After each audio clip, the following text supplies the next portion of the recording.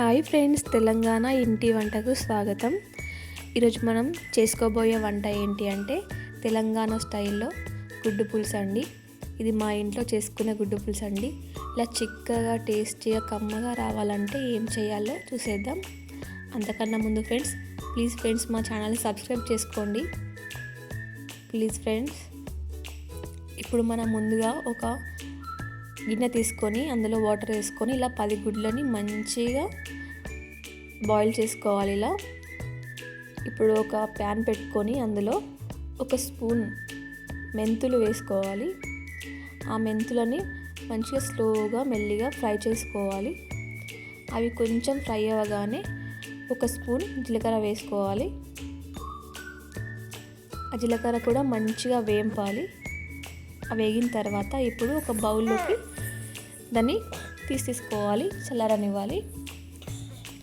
ఆ తర్వాత ఇలా ఒక మీడియం సైజ్ 3 ఆనియన్స్ని ఇలా సన్నగా కట్ చేసుకొని పెట్టుకోవాలి. ఇప్పుడు మనం దీన్ని కొంచెం ఆయిల్ వేసుకొని ఫ్రై చేసుకుంటాం. ఇలా కొంచెం ఆయిల్ వేసుకొని ఆనియన్స్ వేసుకొని ఫ్రై చేస్తూ ఉండాలి. ఇందులోకి ఒక 12-13 వెల్లుల్లి రెబ్బలు తీసుకొని వేసేయాలి. ఇవి కూడా మంచిగా ఫ్రై అవ్వనివ్వాలి. ఇవి ఫ్రై అయ్యేలోపు మనం ఇప్పుడు మన పులుసు కోసం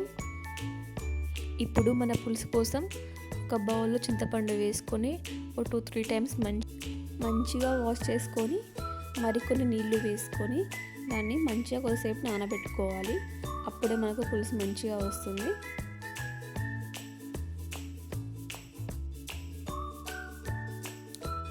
ఈలోపు మన ఆనియన్స్ కూడా వేగాయి కదా, ఇవి ఒక బౌల్లో తీసుకొని పక్కకు పెట్టుకుందాం, చల్లారనిద్దాం.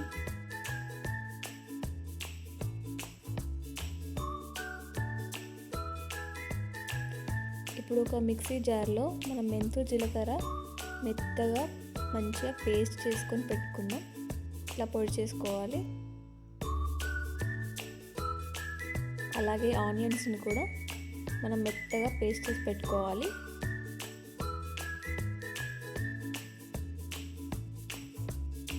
ఇప్పుడు ఒక ప్యాన్లో ఆయిల్ ఒక 3 పావులన్నీ ఆయిల్ తీసుకొని అందులో వేసేసుకోవాలి.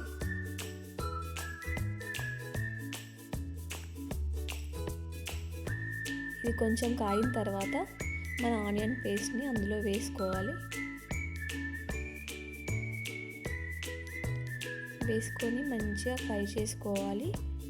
ఇది ఒక గోల్డెన్ కలర్ వచ్చే వరకు ఫ్రై చేస్తూనే ఉండాలి స్లోగా.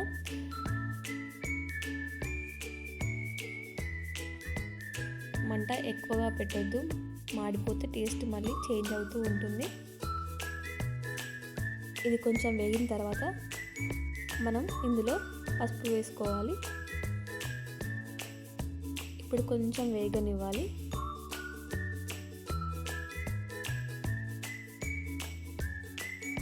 ఇది వేగిన తర్వాత మనం 3 స్పూన్ల కారం వేస్తున్నాను నేనైతే. మీకు టేస్ట్ తగ్గట్టు మీరు కారం వేసుకోండి. ఇప్పుడు ఈ కారం కూడా ఆయిల్లో మంచిగా ఫ్రై అవ్వనివ్వాలి. అలాగని మాడిపోకూడదు, మంచిగా ఫ్రై అవ్వాలి.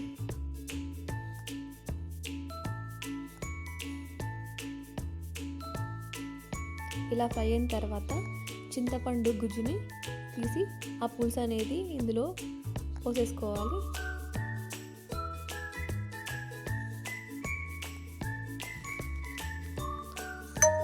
పోసిన తర్వాత మనం సరిపడా ఉప్పు వేసుకోవాలి. మీ టేస్ట్ తగ్గట్టు ఉప్పు వేసుకోండి, మీకు ఎంత కావాలో అంత.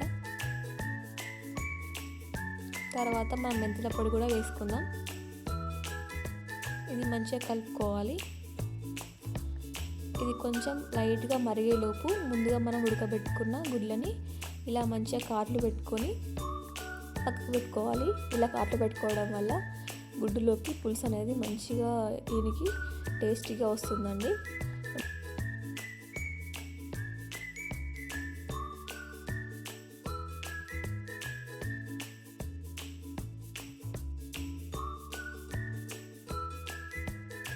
ఇప్పుడు ఈ పులుసుని మంచిగా మసలనివ్వాలి. ఎంత మంచిగా మసిలితే అంత టేస్టీగా అవుతుందండి. దగ్గర పడే వరకు మసులుతూనే ఉండాలి. దగ్గర పడిన తర్వాత ధనియాల పొడి వేసుకొని దించేసుకుంటే ఎంతో టేస్టీ అయిన రుచికరమైన గుడ్డు పులుసు రెడీ అండి. ఇంత మంచిగా మీ ఇంట్లో చేసుకోవాలంటే ఛానల్ ఫాలో కావండి, సబ్స్క్రైబ్ చేసుకోండి.